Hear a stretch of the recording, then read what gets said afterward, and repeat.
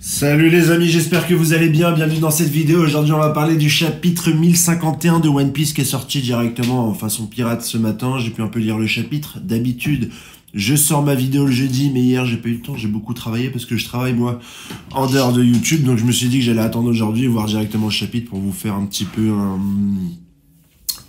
une analyse beaucoup plus poussé et pas juste un résumé complet. Et vu un peu la teneur de ce chapitre qui est un petit peu symbolique, qui représente pas mal de choses, je me suis dit que j'allais prendre un peu plus de temps pour vous présenter tout cela. Voilà, tout est dit. Et puis en plus aujourd'hui il y a énormément de youtubeurs qui font du résumé complet. Donc voilà, si je ne le fais pas une semaine, il y aura d'autres qui s'occuperont bien sûr de faire du contenu, ce qui ne t'empêche pas bien sûr de t'abonner bien sûr à ces vidéos. J'atteins bientôt les 30 000 abonnés, c'est grâce à vous les gars, ça me ferait énormément plaisir si sur cette vidéo, pas mal de gens se disent « Ok, je me suis jamais abonné à Henrik, mais aujourd'hui j'ai envie de lui faire plaisir. » Ça me toucherait quelque part. Ça créerait une communion entre vous et moi, et je me dirais « Ah tiens, il y a des gens aujourd'hui qui ont décidé de faire de moi une personne qui monte à 30 000, de faire de moi une personne qui a 30 000 abonnés, qui va passer un très bon week-end si j'arrive à les atteindre ce week-end. » Bien sûr, une vidéo Hunter x Hunter arrive très très vite, j'ai énormément de théories à vous faire concernant les pages de Yoshiro Togashi, donc on fera ça directos sur cette chaîne. Mais aujourd'hui on va parler de One Piece et de ce fameux chapitre qui va conclure Onigashima. Beaucoup attendent le retour de Kaido, je crois vraiment pas. Là je te dis, au bout d'un moment il faut se faire une raison. Kaido est mort. Certains pensent qu'il va revenir dans le prochain chapitre, qu'il va sortir de là, qu'il va dire non, tout ça c'était une blague, en fait je suis encore là et on va repartir sur 10 tomes de combat. Je ne pense pas. Et je pense que même toi, au fond, tu commences à ne plus le penser non plus. Si tu m'as suivi depuis quelques temps, tu sais que, généralement, ce genre de choses n'arrive pas dans le manga que nous suivons toutes les semaines, n'est-ce pas? Pour l'étendue du chapitre, on va avoir la réelle cause de la survie des fourreaux rouges. Beaucoup se sont plaints, aucun fourreau rouge n'est mort, pourtant c'est des mecs qui ont dit on va mourir, on va mourir, on va mourir, on veut faire ce dernier raid, on coule nos bateaux car on sait qu'on va crever, nous ne sommes que des fantômes du passé, et finalement à force de nous le dire, bah, nous on attendait des morts. Même sur certaines cases, Kaido était pas loin de briser complètement le crâne de Kinemon, et c'était d'ailleurs une belle mort hein, pour moi, il le téplant aussi d'ailleurs. Kinemon survit à tout ça et on s'est dit bah attends c'est quoi le but? Tu nous as présenté ces personnages là comme des personnages allant vers la mort, fantômes du passé et tutti quanti, et à la fin rétropédalage tu les tues pas. Et quand tu vois cette scène dans ce chapitre là, tu comprends pourquoi en fait, parce que voilà, il se dévoile directement au peuple de Wano Kuni. Moi j'avais carrément oublié que le peuple de Wano Kuni ne savait pas que les 9 fourreaux rouges étaient réellement revenus dans notre époque. Donc voilà, c'est une légende, il les voit, et je comprends avec cette scène-là pourquoi ces Cubs ne sont pas morts et pourquoi ils ne se sont fait pas tuer par Kaido. Je le comprends.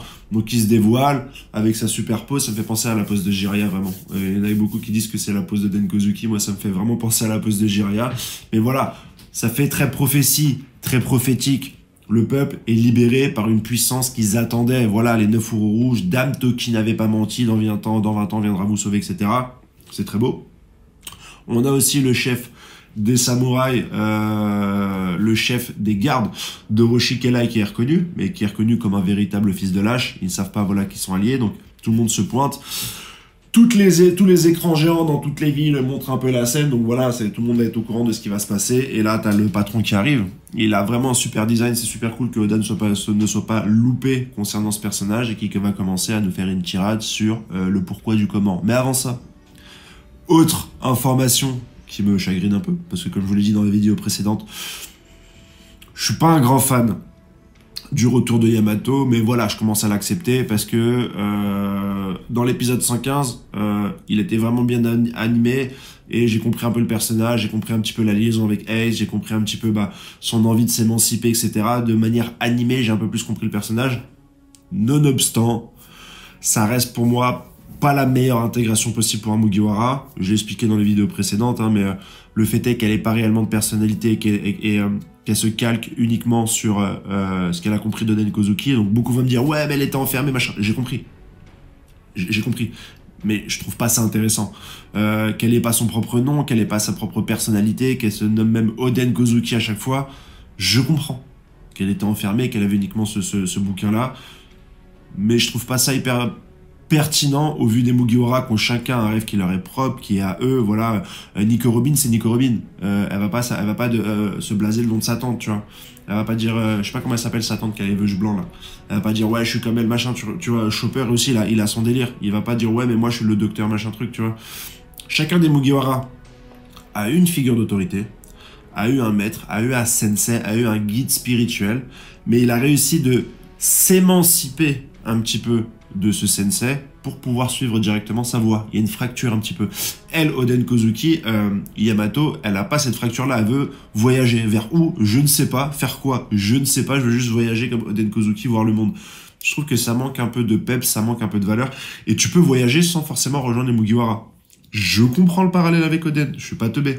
Je dis juste que même si c'est expliqué, c'est pas fou. En fait, des fois, t'apprends des trucs, mais c'est pas foufou. Tu vois, t'apprends des trucs qui te sont donnés, mais t'es pas forcément d'accord avec ce qu'on te raconte. Bah moi, c'est un petit peu le sentiment que j'ai, pour être honnête, en ce qui concerne le personnage de Yamato.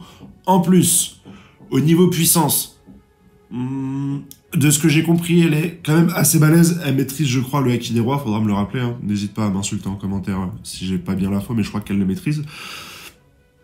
En tout cas, le Haki des Rois sur son Kanabo, lorsqu'elle affrontait son père, elle a tenu quand même pas mal de temps face à Kaido. Elle prend directement, je te dirais, la seconde place. J'ai l'impression, ensuite, entre elle et Zoro, il y a très certainement Haja. On parlera de Zoro par la suite, mais elle prend au moins la place de Sanji. Et ça me fait chier, on avait un trio Monster. Et ce personnage surpuissant, bah, ça va peut-être enlever un petit peu... ça va peut-être faire de l'ombre aux autres Mugiwara, donc j'aime pas aussi au niveau puissance. Et enfin, elle vient vraiment sur le tard, elle connaît aucun Mugiwara, elle a connu personne, elle vient un petit peu comme ça à la fin, et même, c'est dit là-dedans, hein, personne la connaît, donc elle, forcément, elle les connaît, c'est ce qu'elle raconte un petit peu dans le chapitre, elle dit ouais, mais j'ai suivi vos aventures à travers les journaux, hyper cool, franchement sympa, mais les Mugiwara la connaissent pas, et bah, Jinbei, il parle un petit peu... Oda fait parler Jinbei pour lui dire un peu ce que vont dire les plus réticents tels que moi, c'est que oui, c'est Luffy qui doit finalement annoncer ton arrivée dans l'équipage, et c'est pas à toi de prendre la main, et je trouve ça bizarre que l'auteur nous mette ça. Est-ce qu'on n'aurait pas une clim la semaine prochaine où Luffy dirait non? Je vois pas pourquoi il dirait non, Luffy honnêtement, mais là on a eu le discours de Momonosuke, peut-être que Luffy va dire à Yamato de rester auprès de Momonosuke pour la construction du pays. Voilà en tout cas ce que j'ai à dire à propos du personnage de Yamato. Après, si elle vient, viens frérot, tu vois, je suis pas le genre de mec à dire à un autre lascar, viens pas, tu vois. Quand il y a une soirée, quand il y a un truc, tu veux venir avec nous, tu veux rigoler, machin truc, viens, rejoindre la bande. Je vais pas te dire non, bien sûr, bien entendu. Mais, force est de constater que j'aurais aimé que ça se fasse un petit peu autrement. Voilà. Le discours de Momo, hyper intéressant, sur 2 points. Déjà, le retour d'un roi, c'est la classe. En plus, le mec veuchelon et tout au vent, machin truc, tu sais que j'ai pas de veuche et que j'aurais aimé avoir la coupe de Momonosuke, ou du Mont Corbeau. Cheveux au vent, machin truc, qui prononce un discours de reconstruction d'un pays qui a privé de moult choses, et qui, donc, va apporter un petit peu la paix. Et ce qui est sympa, c'est qu'il a 8 piges. Et donc, en fait, moi, je trouve qu'Oda, il a fait une super description, parce que c'est un pays gouverné par un enfant, et c'est des choses qui n'arrivent plus du tout dans le monde où on est. Je crois que dans la Chine antique ou dans ce genre de choses, tu avais des enfants rois, mais maintenant c'est plus du tout le cas. En tout cas, des enfants rois, mais qui étaient de toute façon manipulés. Aujourd'hui, c'est plus du tout le cas, et c'est des adultes déjà corrompus par la vie, par les souffrances, etc., qui atteignent le pouvoir et qui forcément recomposent un cycle de haine, etc. Et là, le fait d'avoir un 8 ans, même cette fragilité où physiquement il ressemble à un patron maintenant, mais il est obligé de tenir compte un petit peu de la vie de Kinemon et d'échanger un petit peu avec lui en ce qui concerne les propos qu'il doit dire, etc. Donc c'est toujours un mec qui a eu du coffre, hein, même quand il était écartelé sur les poteaux, emprisonné par Kaido. Il a dit « Je suis Kozuki Momonosuke ». Donc c'est un mec quand même qui peut envoyer. Et là c'est cool de dire vas-y, je suis Kozuki Momonosuke, fils de Oden Momonosuke, Kozuki, et je suis là pour être le daron de vos darons. Je trouvais ça intéressant, je trouvais ça super bien fait. Et tutti quanti, quoi, l'eau sera gratos, plus de poison dans l'usine, etc. Ce qui me renvoie toujours forcément à pourquoi Kaido et Orochi ont fait ça en fait. Pourquoi est-ce qu'ils n'avaient pas d'autres ambitions que de faire la misère à un peuple? Ça, c'est une question, on n'aura jamais la réponse malheureusement, parce que Kaido, je pense qu'il ne reviendra pas, et encore moins pour s'expliquer. Je comprends le personnage, je comprends ce qu'il a amené, balèze et tout, machin, dernière épreuve, machin, mais je pense pas que que ça soit le personnage le mieux écrit. J'ai fait une vidéo dessus d'ailleurs où j'ai dit Kaido le Yonkou qui n'avait rien à raconter. C'est ce que je pense. Maintenant je prends charisme, puissance, force, machin, c'est cool. Mais s'il y a quelque chose que j'ai pas compris, c'est vraiment les actions finalement de ces deux personnages qui semblaient avoir pas mal d'ambition, autant Orochi que Kaido, et qui se sont contentés de foutre la misère à un peuple qui était déjà faible et affaibli, chose que même même Crocodile le faisait, mais il y avait un but, tu vois, il voulait monter une révolution, il voulait que le peuple s'entretue, donc il les a un peu manipulés. Pour l'histoire de Doflamingo, il y avait aussi une histoire de manipulation avec, je sais pas, j'ai trouvé ça plus crédible, j'ai plus cru en fait que Kaido qui surpasse tout le monde par la puissance et qui avait pas d'autres ambitions que d'assoiffer un pays, de construire des armes. Pour faire quoi, je sais pas. Les Smiles, c'est une arnaque. Enfin, Doflamingo a arnaqué Kaido. Enfin, faut pas être con pour voir que ça donne aucun pouvoir, c'est tout pourri. Tu as fait une armée de gens pourris, Kaido, c'est tout ce que j'ai à te dire. À la rigueur, un petit peu tes 5 Tobiropo. Merde. N'étaient pas si mauvais, pour être honnête. Même s'ils se fait un peu tous éclat par les Nakama, par les Mugiwara. King et Queen, j'y trouve respectable, mais pour le reste, c'est un peu n'importe quoi et c'est normal. Mais t'aurais pas fait un Marineford, frérot. Enfin, soyons honnêtes, t'aurais pas fait un Marineford avec ton armée. Donc voilà, 2-3 petites choses comme ça que je retiens et que j'ai envie de dire. Le plus intéressant sera très certainement la suite. Beaucoup font des vidéos sur les nouvelles structures, est-ce que finalement Luffy va devenir Yonkou, etc. Moi, je parle quand même sur une idée que on n'aura plus de structure pour la suite directement de One Piece. Un peu comme les Shichibukai qui ont été démantelés parce que le gouvernement a une nouvelle arme. Je pense qu'aujourd'hui, pour les deux qui vont rester, Shanks et Barbe Noire, le titre d'empereur en soi ne sert plus à rien parce qu'on n'est plus dans un statu quo. On n'est plus dans une égalité, un équilibre des pouvoirs. Là, à mon avis, on va être sur la dernière ligne droite où il faut choper les armes antiques, aller choper le One Piece, et que tu sois empereur ou pas, tout le monde va tenter sa chance, je pense. Tout le monde va essayer d'y aller, quoi. Tout le monde va rentrer dans cette guerre.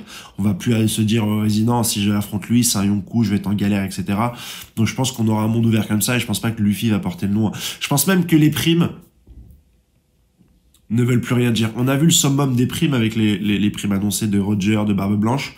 Je pense même que Luffy, ça va être l'homme le plus recherché, ou va faire partie des plus recherchés, où la marine va se mettre dessus, mais on va plus mettre de primes, je pense.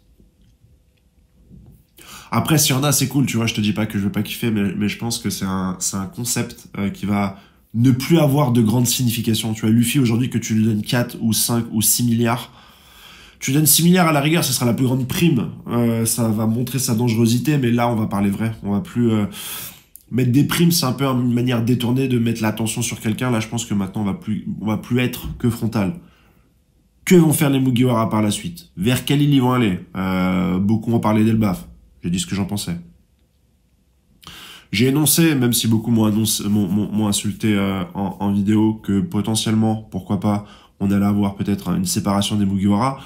Pas une séparation brutale, pas une séparation due à un événement, mais plutôt une séparation stratégique où Luffy va demander à chacun d'aller rejoindre des factions pour se préparer un petit peu pour la bataille finale. Faut-il encore qu'elle se déclenche, cette bataille finale? Donc là, très certainement qu'on aura la suite et le tour d'horizon de l'intégralité des autres pirates, ce qui va être des semaines de chapitres hyper intéressants. Je suis grave pressé d'avoir ça. C'est ce que j'attends le plus dans One Piece et je suis très content. Je vais faire des énormes vidéos dessus. Ça va être génial. Quel est le mouvement de Barbe Noire? Quels vont être les mouvements de Shanks? Où est le dernier Rio Poneglyph? Voilà. On va très certainement avoir des chapitres qui vont nous expliquer les prochaines problématiques. Et je pense que suite à ces problématiques-là, très certainement, Luffy va envoyer, je le vois bien, envoyer chacun de ses Nakama dans des îles pour réunir une armée, réunir des alliés peut-être également. Envoyer, j'ai dit, Usopp sur Elbaf, ça nous permettrait de voir Elbaf et ça serait très bien. Nico Robin chez les révolutionnaires, peut-être pour voir un petit peu comment est-ce qu'ils peuvent aider pour Sabo. Zoro, on n'a pas parlé de lui. Au vu de l'image, ça a l'air de faire flipper personne qui soit mort, donc je pense pas qu'on ira vers un Zoro au monde des morts. Vous pourrez bien entendu m'insulter, je m'excuserai bien sûr pour cette théorie non fondée. Bien que ça m'aurait fait vraiment kiffer. Franchement, alors les gens, ah mais c'est pas Dragon Ball Z.